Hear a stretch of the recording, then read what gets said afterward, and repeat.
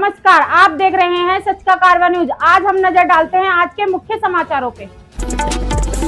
उत्तर प्रदेश राज्य सेतु निगम employees union Lucknow द्वारा पूर्व घोषित कार्यक्रम में के अनुसार 23 मई को गाजियाबाद में आयोजित आम सभा में ग्रेटर नोएडा में पश्चिम क्षेत्र के पदाधिकारी का स्वयं सम्मानित से चयन किया गया। इस अवसर पर सहारनपुर, मेरठ सहित अन्य इकाइयों के कर्मचारी भी उपस्थित थे। प्रेस वार्ता में ईपीसी मोड़ पर दिए जा रहे सेतु निर्माण के कार्यों को तत्काल प्रभाव से रोक लगाने की अपील की। आइए लेते हैं सीधी जानकारी। इसी में सच के कारवां को चेयरमैन पप्पन ठाकुर को भी सम्मानित किया गया। आज जो कार्यक्रम सेतु निगम में कविनगर में जो किया गया है, वो किस स्तर के किया गया है, उसके कार्यक्रम की क्या रूपरेखा थी और कार्यक्रम में जो किया गया है वो किस चीज़ को लेकर किया गया है? मेरा नाम शिशिर गुप्ता है। मैं उत्तर प्रदेश राज्य सेतु निगम एम्प्लॉइज यूनियन का केंद्रीय महामंत्री हूँ। आज कविनगर गाजियाबाद में उत्तर प्रदेश राज्य सेतु निगम एम्प्लॉइज यूनियन की जो हमारी पश्चिम क्षेत्र की क्षेत्रीय इकाई है, उसने हमारी शाखा इकाई गाजियाबाद है और ग्रेटर नोएडा है, इन दोनों का जो कार्यकारिणी चुनाव था उसका निर्वाचन करवाया गया है और हमारी जो क्षेत्रीय कार्यकारिणी है उसका भी पुनर्गठन किया गया है।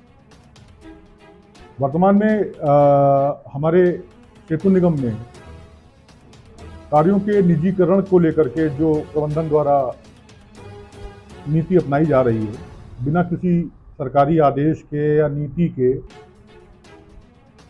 उसका हमारा संगठन विगत 8-10 महीनों से अपनी आम सभाओं के माध्यम से, विभिन्न स्तरों के पत्राचारों के माध्यम से विरोध निरंतर दर्ज कराता चला आ रहा है। इस क्रम में हमारी जितनी भी शाखा इकाइयां हैं पूरे प्रदेश में, उसमें भी जन जागरण के कार्यक्रम अपनी आम सभाओं के माध्यम से हमारी यूनियन के स्थानीय शाखा पदाधिकारियों द्वारा आयोजित किए जाते हैं। इसी क्रम में आज का भी ये कार्यक्रम था, जिसमें हमारे शाखा इकाई ग्रेटर नोएडा और गाजियाबाद का निर्वाचन भी था, क्षेत्रीय कार्यकारिणी का भी गठन था और साथ में हमारे वर्तमान में जो संघर्ष है उससे हमारे सदस्यों को अवगत कराना और उसकी जो संघर्ष की रूपरेखा है उससे उनको पूरी तरीके से अवगत कराते हुए आगे की रूपरेखा के विषय में उनसे चर्चा की गई। इस कार्यक्रम में कहाँ से कितने पदाधिकारी उपस्थित हुए, कौन कौन हुए, थोड़ा जरा उनसे परिचय करा दीजिए। बिल्कुल हमारे सहारनपुर के भी पदाधिकारी आए हैं, मेरठ के पदाधिकारी आए हैं, ग्रेटर नोएडा के और गाजियाबाद के पदाधिकारी तो हमारे साथ में हैं। उनका तो निर्वाचन ही था आज और ये सारा कार्यक्रम हमारे क्षेत्रीय अध्यक्ष श्री राजकुमार दुबे जी के नेतृत्व में आज का आयोजन किया गया है। और इस आयोजन का जो उद्देश्य था, उस उद्देश्य के अंतर्गत अब हमें आगे के जो संघर्ष हैं उसकी रूपरेखा को तय करते हुए अपने सदस्यों को अवगत कराना है। जी, अपना थोड़ा परिचय। मैं ब्रजेश तिवारी, उत्तर प्रदेश राज्य सेतु निगम एम्प्लॉय यूनियन का उपाध्यक्ष हूँ और आज हम यहाँ पर कर्मचारियों को जन जागरण अभियान के तहत गाजियाबाद, मेरठ, सहारनपुर का दौरा करते हुए आज हम गाजियाबाद में उपस्थित हुए, क्योंकि यहाँ की कार्यकारिणी का निर्वाचन भी हमें कराना था। हमारे वरिष्ठ पदाधिकारी हमारे साथ थे। सरकार की जो नीतियाँ हैं उन पर हमें मंथन करना था। वर्तमान में हमारे यहाँ भर्तियाँ नहीं हो रही और स्टाफ धीरे धीरे कम होता जा रहा है, वही सब हमें अपने कर्मचारियों को बताना था कि कम लोगों में हमें किस तरीके को काम को मैनेज करना है, क्योंकि वर्तमान में जो उच्च प्रबंधन बैठा है वो ईपीसी मोड लागू करने के लिए है। ईपीसी मोड का हम लोगों ने विगत 1 वर्षों से विरोध कर रहे हैं और मुख्यालय पर अपने केंद्रीय अध्यक्ष श्री शरद झा जी के नेतृत्व में हर मंगलवार को एक आह्वान करते रहे और उच्च प्रबंधन को, सरकार को हम अपनी बात कहते रहे। अगर ईपीसी मोड पर कार्य चले जाएंगे तो वर्तमान में जो परिस्थितियाँ हैं, जो हमारे कर्मचारियों को तनख्वाह मिलती है वो कार्य पर मिलती है। अगर हम जितना कार्य करेंगे उतनी हम अपने कर्मचारियों को वेतन भत्ते दिला पाएंगे। और बहुत सी समस्याएं, लेकिन हमारे जो केंद्रीय पदाधिकारी और जो प्रबंधन में बराबर लगातार वार्ता चल रही है। सरकार की नीति सेतु निगम को चलाने की है, लेकिन जो वहाँ पर बैठे हुए उच्च प्रबंधन के लोग हैं, सरकार ने अभी तक सेतु निगम पर कोई भी ऐसी नीति लागू नहीं की है जो कर्मचारियों के प्रति नुकसानदायक हो। लेकिन हमारे बीच बैठे हुए लोग हैं, जो उच्च प्रबंधन के लोग हैं, वो सरकार को गुमराह कर रहे हैं कि हमारे पास स्टाफ नहीं है, काम नहीं है, तो हमारा ये कहना है कि आप हमें पहले काम दीजिए और हमसे जो काम बचता है उसे ईपीसी मोड पर दे दीजिए। इसके बारे में विस्तृत जानकारी हमारे अध्यक्ष, केंद्रीय अध्यक्ष श्री श्रद्धा जी देंगे। धन्यवाद, नमस्कार। अगर मैं सेतु निगम में जो मीटिंग की गई है उसके थोड़े बारे में विस्तार से और हमें परिचय दीजिए, थोड़ा बताइए। मैं ईश्वर झा, अध्यक्ष उत्तर प्रदेश राज्य सेतु निगम एम्प्लॉय यूनियन। आज यहाँ पर गाजियाबाद, ग्रेटर नोएडा और क्षेत्रीय जो हमारे पदाधिकारी उनका चुनाव का कार्यक्रम था, पुनर्गठन कार्यक्रम था। और हम लखनऊ में पिछले अगस्त 2022 से एक मूवमेंट चला रहे हैं जिसमें ईपीसी मोड और वर्टिकल टेंडर पे जो काम सेतु निगम के कर्मचारियों के बिठा करके जो काम दिए जा रहे हैं उसके बारे में हम प्रत्येक मंगलवार को मुख्यालय पर मीटिंग कर रहे हैं, प्रत्येक बुधवार को प्रत्येक इकाई में मीटिंग कर रहे हैं। आचार संहिता में ये कार्यक्रम स्थगित कर दिया गया था, अब पुनः दोबारा फिर शुरू हो रहा है। उसमें बात ये आ रही है कि सरकार ने अभी तक कोई भी आदेश नहीं किया, शासन आदेश नहीं किया है। पहले ये संभावना थी कि 50 करोड़ से ऊपर के काम टेंडर के माध्यम से कराए जाएंगे ईपीसी के, परंतु जो हम लोग आंदोलन कर रहे थे उसके कारण ये लग रहा है कि टला हुआ था। अभी तक कोई शासन आदेश नहीं है, मगर हमारा निगम प्रबंधन लगातार छोटे से लेकर बड़े काम तक के सब प्राइवेट ठेकेदारों को ये दे रहे हैं ईपीसी टेंडर पर। इससे नुकसान ये होगा कि जब सारा काम हम टेंडर पर दे देंगे तो हमारे लगभग 22,000 जो कर्मचारी हैं उनका वेतन का आहरण कैसे होगा, इसकी अभी कोई व्यवस्था नहीं बनाई जा रही है। इस संबंध में हम लगातार प्रबंध निदेशक से वार्ता भी कर रहे हैं। प्रमुख सचिव महोदय अजय चौहान साहब से भी मिलने की कोशिश की गई, मिले थे, मगर उन्हें व्यस्त होने के कारण चुनाव के बाद बात करने कहा था। इससे पूर्व प्रमुख सचिव श्री नरेंद्र भूषण जी से बात हुई। हमारी बात माननीय लोक निर्माण मंत्री श्री जितेंद्र प्रसाद जी से बात हुई और उनसे हमने यही अनुरोध किया कि देखिए, अगर काम हमारी लिमिट से ज़्यादा है तो आप टेंडर पर दे सकते हैं। आप कोई ना कोई रेशो निकालिए कि 60-40, 70-30, 55-45 जितनी हमारी कार्य करने की क्षमता है उसके हिसाब से आप हमसे काम कराइए। हम कतई नहीं चाहते, बिल्कुल नहीं चाहते कि हमारे आदमियों को बिठाकर कोई तनख्वाह दे। हम काम करके तनख्वाह लेना चाहते हैं और ये पीडब्ल्यूडी नहीं है कि वहाँ सरकार का बजट से कर्मचारी तनख्वाह बढ़ती है। हम मेहनत करते हैं, हमको उससे कार्य जो होता है उससे पैसे प्राप्त करते हैं, वही हम अपने वेतन कर्मचारियों को वेतन में देते हैं। अगर सरकार की ऐसी नीति और मंशा है कि हम सारे काम टेंडर से ही कराएंगे और हमारे प्रबंधन की भी मंशा ये है कि हम ईपीसी मोड पे दे करके वन टाइम सेटलमेंट के आधार पर जो लोग रिटायर हो रहे हैं, जो अधिकारी बड़े रिटायर हो रहे हैं, वो ये करके चले जाएंगे टेंडर और कल एग्रीमेंट करके चले जाएंगे, तो हम बाध्य हो जाएंगे। ऐसी स्थिति में अगर कोई भी रास्ता नहीं निकलता है तो हमारी सरकार से मांग ये है, माननीय मुख्यमंत्री जी से मांग ये है कि हमने कहा भी है, बल्कि लिख के भेजा है कि आप हमको मैं संसाधनों के मैं अधिकारी कर्मचारी सभी को पीडब्ल्यूडी मर्ज कर दिया जाए, ताकि आप हमसे कोई भी उस वक्त काम लीजिए, हम काम करने में तैयार हैं। हमें आप टेंडर कीजिए या जो भी करना हो करिए, आप हमको पीडब्ल्यूडी मर्ज कर दीजिए ताकि ये रोज रोज का समस्या का समाधान हो सके। यदि ये संभव नहीं है तो आप रेशो सेट करिए कि हमारे जितने कर्मचारी या अधिकारी काम करने के लायक है उसका जो भी रेशो है, हम हमारी क्षमता से अधिक काम जो है वो आप टेंडर करिए। हमारी क्षमता हमारे आदमियों को खाली बिठा कर काम देंगे तो उसका हम लगातार विरोध कर रहे थे, कर रहे हैं, करेंगे। सेतु निगम में जो मीटिंग आज की गई है, उस मीटिंग का उद्देश्य क्या है? यही उद्देश्य है कि जो अभी आपको जिसके बारे में बताया कि हम सरकार को अपनी बात पहुंचाना चाह रहे हैं कि सेतु निगम ऐसी संस्था है जिसने अंतर्राष्ट्रीय ख्याति प्राप्त की है और भारत के विभिन्न लगभग सभी प्रांतों में उसने काम किया है और अच्छे अच्छे काम किए। आज के वर्तमान जो परिवेश आ रहा है उसमें सेतु निगम को बंद करने की जो कुछ लोग साजिश कर रहे हैं उसको लिए हम लोग बराबर विरोध कर रहे हैं और आगे भी करते रहेंगे।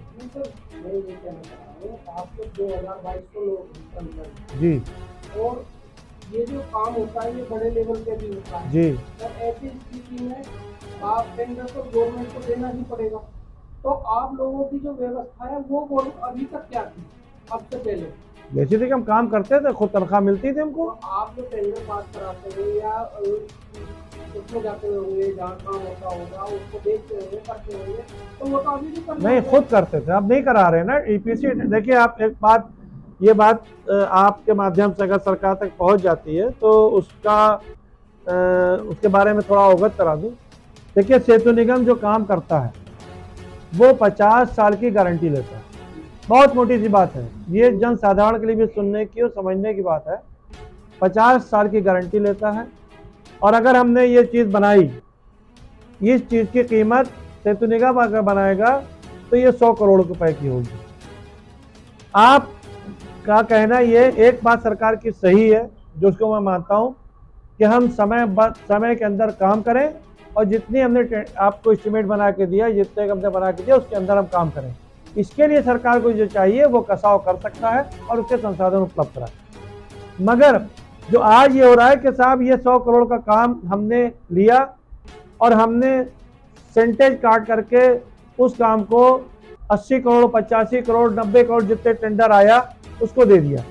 ईपीसी में एक सबसे खराब बात जो आ रही है, अगर हमने 12 पाए का पुल बना करके 100 करोड़ का एस्टिमेट बना के दिया है और वो ईपीसी मोड पे जाता है तो हम उसमें किसी भी प्रकार का हस्तक्षेप नहीं कर पाएंगे। न वो हमारी डिजाइन पे बनाएगा, वो अपनी डिजाइन आईआईटी से किसी से प्राइवेट बनवा लाएगा। वो 12 पाए की जगह उसको 8 पाए पर बना करके आपको मॉडल बना के तैयार कर देगा और पैसा आपसे ले लेगा। नुकसान, उसकी क्वालिटी का कोई भरोसा नहीं रहेगा। उसमें ईपीसी टेंडर में लिखा है कि उसकी जिम्मेदारी केवल 10 साल है। आप बात समझिए, कहाँ सेतु निगम 50 साल दे रहा है और कहाँ वो 10 साल है। उसकी हम लोग जो डर रहे हैं वो यही कर रहे हैं कि सेतु निगम के बनाए हुए 40 साल पुराने, हमारे 50 साल पूरे हो गए 2023 में, 50 साल के अंदर 22 में, बल्कि 50 साल के अंदर आपके पुराने सेतु निगम को बनाए हुए कोई भी ब्रिज नहीं गिरे। मगर जो आज सेतु निगम के जो ईपीसी के टेंडर के माध्यम से बन रहे हैं, जो ठेकेदारी के माध्यम से कंक्रीट कराई जा रही है, आप देख लीजिए कौशाम्बी में क्या हाल हुआ, या कहीं ना कहीं अभी अयोध्या के साहब के सामने आए कि बीमे क्रैक होती जा रही है, क्योंकि उस पर क्वालिटी का कोई कंट्रोल है नहीं। हमारे सेतु निगम के अधिकारी अगर कंट्रोल करना चाहते हैं तो उनको धमका दिया जाता है या उनको ट्रांसफर करा दिया जाता है। समझे आप? 10 साल के बाद जब ये पुल गिरना शुरू होंगे तो रैपर तो हमारा ही रहेगा, लिफाफा तो हमारा ही रहेगा, लिफाफा पहचान तो हमारी रहेगी, बदनाम सेतु निगम होगा और सरकार और जनमानस का इतना नुकसान होगा। जो पुल आज 100 करोड़ बन रहा है वो आज से 10 साल के बाद वो 250 करोड़ में बनेगा, 300 करोड़ में बनेगा। जो 50 साल चलना था तो इसका 5 गुना आप जोड़ डालिए। ये जनमानस का हमारा ही नुकसान होगा, आम जन का नुकसान होगा, टैक्स का नुकसान।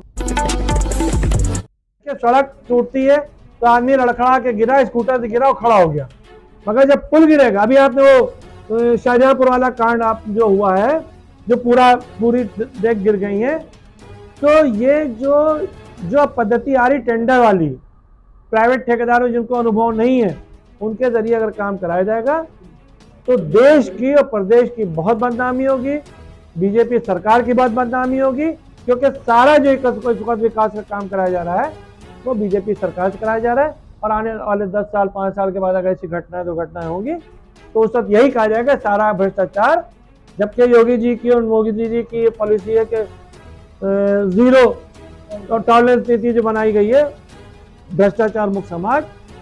मगर यहाँ पर भी नज़र रखने की जरूरत है और हम लोग उसी बात को जागरूक कर रहे हैं। हम लोग लड़ रहे हैं और आगे भी हम लोग लड़ते रहेंगे। तो अभी हमारे आंदोलन को लगभग मान लीजिए आप 10 महीने हो रहे हैं। अब 10 महीने जितने भी जितना भी टाइम लगे, ये माननीय मुख्यमंत्री जी और माननीय मंत्री जी और सारे शासन, उत्तर प्रदेश शासन को इस बात अभी हमारे महासचिव जी ने बताया कि हमारे यहाँ परेशानी ये आ रही है कि हमारे यहाँ इंजीनियरों की भर्ती नहीं हुई, अकाउंटेंट्स की भर्ती नहीं हुई है, जूनियर इंजीनियर्स की भर्ती नहीं हुई है, इसलिए लोग ये कह रहे हैं, या ऊपर से जो वन टाइम सेटलमेंट लोग करा रहे हैं, वो हमारे नीचे डिप्टी प्रोजेक्ट मैनेजर्स पर जो काम करना चाहते हैं उनको भी ये दबाव दे करके कि इसको तुम लिख के दो, कि इतनी शर्तें डाले दे रहे हैं उसके अंदर कि तुम्हें सारी जिम्मेदारी तुम्हारी होगी, वक्त के अंदर नहीं होगा तो कौन आदमी ऐसी परिस्थितियों में काम करना पसंद करेगा। और वो मजबूरन उनके दबाव में लिख के दे देता है कि हमारे काम करने में सक्षम नहीं है और इसको ईपीसी मोड पे टेंडर भी दे दिया जाए। ये वन टाइम सेटलमेंट का सीधा सीधा भ्रष्टाचार का खुला खेल है, जो कि माननीय योगी जी और मोदी जी के संज्ञान में लाना आवश्यक है। बहरहाल ईश्वर इतना निर्दयी नहीं है। सेतु निगम में 2200 परिवार हैं, 2200 परिवारों का दुर्दशा नहीं होगी। हम लोग आशान्वित हैं कि हमको न्याय मिलेगा और अच्छे दिन आएंगे, फिर आएंगे। धन्यवाद।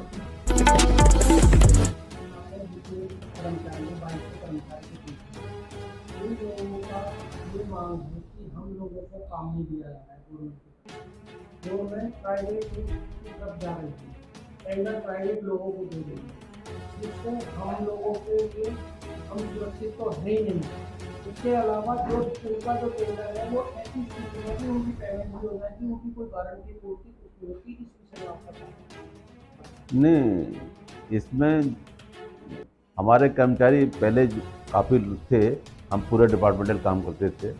अब कर्मचारी और हमारा जो टेक्निकल स्टाफ भी कम हो गया है, तो उस हिसाब से हम जो है जो एक्स्ट्रा काम है वो टेंडर पर दे रहे हैं,